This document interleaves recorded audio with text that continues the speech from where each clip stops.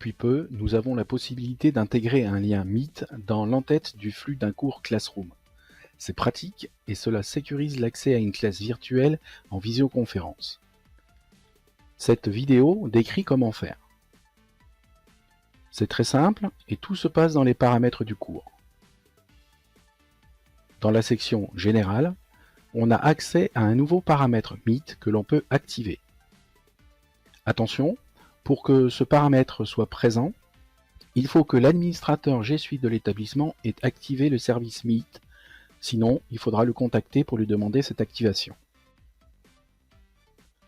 En cliquant sur le bouton Générer un lien Meet, on crée un lien unique avec une URL contenant un pseudo ou code de réunion. On pourra rendre ce lien visible aux élèves en utilisant le bouton bascule correspondant. Après quelques secondes, le lien apparaît dans l'entête de la page d'accueil du cours, l'onglet Flux, côté professeur comme côté élève. Ce qui est intéressant du point de vue de la sécurité, c'est que l'élève ne peut pas entrer dans la classe virtuelle tant que le professeur n'a pas cliqué sur son lien. Voilà le message d'erreur qui s'affiche et qui empêche l'élève d'entrer. Dès que le professeur clique sur son lien, les élèves sont habilités à rejoindre la classe. Donc il est important que le professeur entre en premier, active ou non son micro et la caméra, et clique donc sur le bouton Participer à la réunion. Entrer en premier est important afin d'accueillir ses élèves d'une part et aussi de pouvoir contrôler ce qui se passe dans la salle. Une autre possibilité serait de masquer d'abord la visibilité du lien Meet aux élèves en jouant sur le bouton bascule correspondant le temps que le professeur entre dans la classe virtuelle. On est ainsi assuré qu'il participe en premier. Ensuite, on activera la visibilité au dernier moment et il est également possible de modifier le lien Meet pour en générer un nouveau, ce qui fait une option de sécurité supplémentaire, mais la plupart du temps on n'aura pas besoin de l'utiliser, dans la grande majorité des cas. Les élèves peuvent maintenant entrer dans la classe virtuelle en cliquant sur le lien. Il leur est demandé de respecter une bonne pratique, qui est de désactiver micro et caméra avant de participer à la réunion.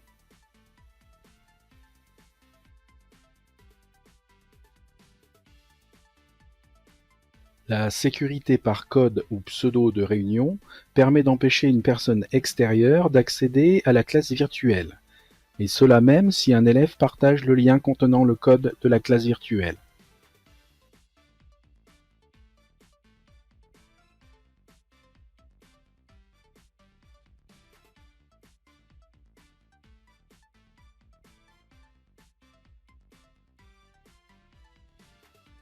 Et enfin, il y a un deuxième rideau au cas où un élève partagerait l'identifiant de session Meet présent dans l'URL au niveau de la barre d'adresse du navigateur. Même si la personne extérieure obtient le lien direct de la session Meet, il ne lui est pas possible non plus d'accéder à cette session sans autorisation du professeur.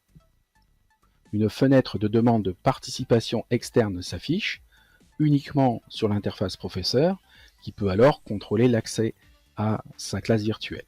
Il est recommandé ici bien sûr de ne jamais accepter les demandes extérieures au domaine G Suite de l'établissement dans une classe virtuelle avec des élèves afin de garantir la sécurité.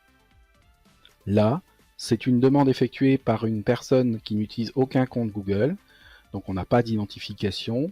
Le nom utilisé est un nom qui a été juste tapé dans une fenêtre de saisie et la mention non vérifiée apparaît entre parenthèses. Bien sûr, dans ces cas-là, a fortiori, on n'acceptera pas la demande. Remarquez que les élèves ne voient rien de cette demande.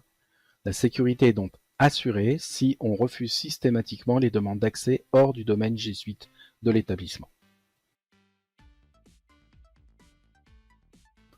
La classe peut alors se dérouler normalement. Remarquons au passage que les élèves ne peuvent pas couper le micro d'un camarade, le professeur lui le peut, et il ne peut pas exclure un camarade. Le professeur, lui, le peut. Pour quitter cette classe de manière sécurisée et empêcher que les élèves y reviennent plus tard sans le professeur, il suffit de leur demander de quitter la salle. Soit ils quittent l'appel avec le bouton correspondant, soit il ferme l'onglet Meet, l'effet sera le même.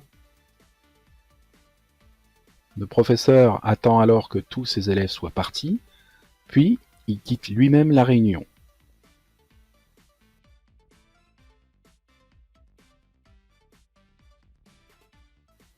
Quelque temps plus tard, si un élève veut retourner dans la classe virtuelle, on voit bien qu'il ne peut pas. L'accès est sécurisé, le lien pourra être réutilisé par le professeur et seulement à ce moment-là, les élèves auront à nouveau accès. Il faut bien comprendre que si le professeur clique sur le lien Meet, même s'il ne participe pas encore à la réunion, il n'est pas encore entré dans la réunion, les élèves peuvent déjà rejoindre. Donc, comme le professeur doit impérativement entrer en premier, il faut donc bien faire attention à ce que ce soit le cas. Éventuellement, le prof peut aussi générer un nouveau lien Meet dans les paramètres du cours, si nécessaire. Voilà, j'espère que cette vidéo vous aura montré comment on peut sécuriser les classes virtuelles avec Meet en utilisant l'intégration dans Google Classroom, c'est-à-dire empêcher les intrus de venir polluer votre classe et s'assurer que les élèves ne peuvent pas revenir sans vous. Si par hasard vous utilisez Meet sans Classroom, vous pouvez suivre la procédure décrite dans le diaporama Meet Bonne pratique professeur dont le lien figure dans la description de cette vidéo. Je vous dis à bientôt.